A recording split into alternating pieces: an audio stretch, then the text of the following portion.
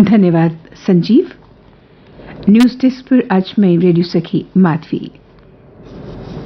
समाचार की सुर्खियों से पहले भारतीय सेना द्वारा किए गए प्रशंसनीय कार्यों को आपके साथ साझा करना चाहेंगे। बच्चों को अपनी प्रतिभा प्रदर्शित करने के लिए एक मंच देने हेतु सेना ने राजौरी के सुंदरबनी तहसील के गांव सुफा के सरकारी स्कूल में एक ड्राइंग और पेंटिंग कंपटीशन का आयोजन किया। प्रतियोगिता का विषय था स्वच्छ भारत अभियान और कोविड-19।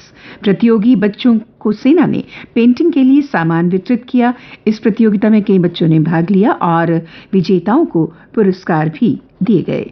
स्थानीय लोगों ने सेना द्वारा इस आयोजन की सराहना की। बच्चों में सामान्य ज्ञान बढ़ाने के लिए भारतीय सेना ने हाली मैदान रामबन में एक प्रश्नोत्तरी प्रतियोगिता का आयोजन किया। इसमें कई बच्चों ने हिस्सा लिया। प्रतियोगिता के आयोजन के दौरान कोविड उपयुक्त व्यवहार का ध्यान रखा गया। टीचर्स डे के दिन उनको सम्मानित करने के लिए डांडीहाला और सलदार में सेना द्वारा एक आयोजन किया गया। विद्यार्थियों को उनके जीवन में एक शिक्षक की महत्ता के बारे में बताया गया। उपस्थित शिक्षकों को सम्मानित भी किया गया। बाद में सब में अल्पाहार भी बांटा गया। भारतीय सेना ने राष्ट्रीय एकता और आपसी सौहार्द बढ़ाने के लिए एक कौमी एकता बैठक का आयोजन राजौरी के समोट इलाके में किया। इसमें स्थानीय सरपंचों, नंबरदारों ने हिस्सा लिया। बैठक में कोविड उपयुक्त व्यवहार और वैक्सीनेशन ड्राइव के बारे में भी स्थानीय लोगों को बताया गया। स्थानीय लोगों ने भारतीय सेना के इस प्रयास की सराहना की। और अब चलते हैं न्यूज डेस्क पर। कश्मीरी पंडितों से जुड़ी दो खबरें आज समाचार पत्रों में प्रमुखता पाए हुए हैं। पहली खबर तो लगभग सभी समाचार पत्रों का पहला बड़ा समाचार है। कश्मीरी पंडितों को जमीनों से हटेंगे कब्जे, दबाव में बेची संपत्तियां भी वापस मिलेंगी। आज एक प्रमुख हिंदी समाचार पत्र के पहले बड़े समाचार का शीर्षक है। एक और समाचार पत्र का शीर्षक है, कश्मीरी विस्थापितों को मिलेगा 3 दशक बाद उनका खोया हक। समाचार पत्रों के अनुसार संपत्ति संबंधी दावों शिकायतों के ऑनलाइन निपटारे के लिए उपराज्यपाल श्री मनोज सिन्हा ने शुरू किया पोर्टल पर विस्थापितों की शिकायतों का समयबद्ध होगा निस्तारण। संबंधित टीसी 15 दिन में करेंगे सर्वे। पोर्टल पर ट्रायल में ही आ गई 854 शिकायतें। उपराज्यपाल ने कहा, अतीत की गलतियों को सुधारना वर्तमान का काम। जबरन कब्जाई पुश्तैनी संपत्तियां वापस पाना हुआ आसान। 1990 से विस्थापन झेल रहे लोगों को न्याय। कश्मीरी पंडितों से जुड़ी दूसरी बड़ी खबर है, 30 साल में पहली बार कश्मीर में पंडितों के नाम पर सड़क व कॉलेज। श्रीनगर में जीरो ब्रिज से बख्शी स्टेडियम तक जाने वाली सड़क को अब जिंदा कौल मार्ग से जाना जाएगा। 1956 में साहित्य अकादमी पुरस्कार पाने वाले पहले कश्मीरी कवि जिंदा कौल 5 भाषाओं के जानकार थे। उन्हें मास्टर जी कह के पुकारा जाता था। थिएटर और साहित्य में अहम योगदान करने वाले पद्मश्री मोतीलाल खेमू के सम्मान में हैदरपुरा स्थित डिग्री कॉलेज का नाम रखे जाने का प्रस्ताव है। एक सनसनीखेज खबर जो आज समाचार पत्रों की सुर्खियों में है, उसके अनुसार तलाक के पेपर लेकर ससुराल पहुंचे जीजा और उसके भाई की साले ने कर दी हत्या। घटना शहर से सटे चौआदी इलाके की है। गोली मारने के बाद दोहरे हत्याकांड का आरोपी हथियारों के साथ गिरफ्तार। मुख्य पृष्ठों के कुछ और समाचार हैं। केंद्रीय मंत्री स्मृति ईरानी, अर्जुन मुंडा तथा डॉक्टर महेंद्र नाथ पांडे 9 सितंबर से रियासत के दौरे पर आएंगे। नौशहरा की सरैया में पुलिस और सेना की कार्रवाई। नशा तस्कर के ठिकाने से 1.64 करोड़ बरामद। 2 बैग में छिपाई थी भारी भरकम रकम।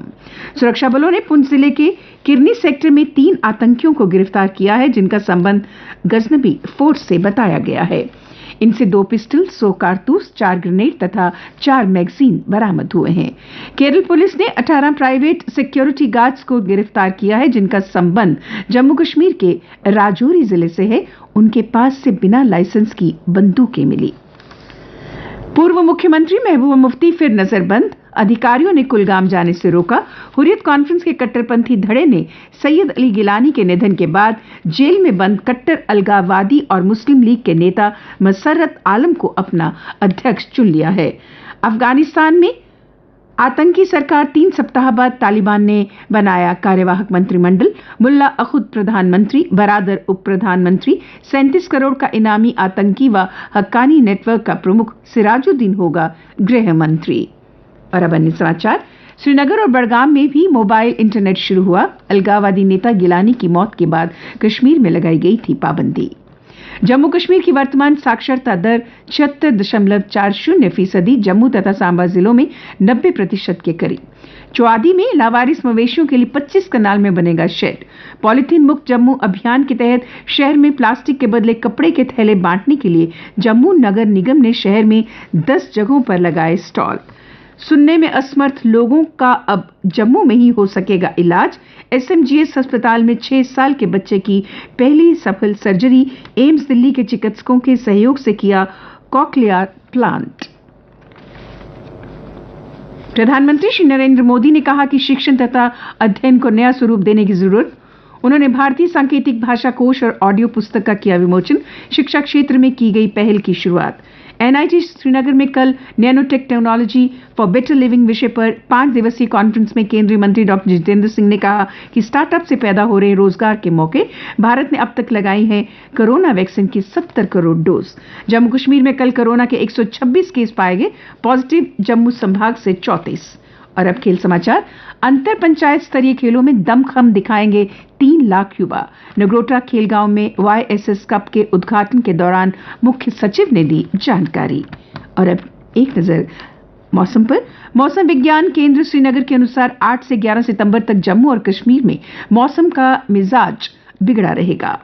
कुछ हिस्सों में बारिश होगी। 9 से 11 के बीच जम्मू संभाग के कुछ हिस्सों में भारी बारिश और बिजली चमकने की चेतावनी जारी की गई है। समाचार पत्रों के अनुसार कल जम्मू का अधिकतम तापमान 33 डिग्री सेल्सियस तथा न्यूनतम 23.8 डिग्री सेल्सियस रिकॉर्ड किया गया। आज सूर्यास्त 6:48 पर और कल सूर्योदय 6:12 पर होगा।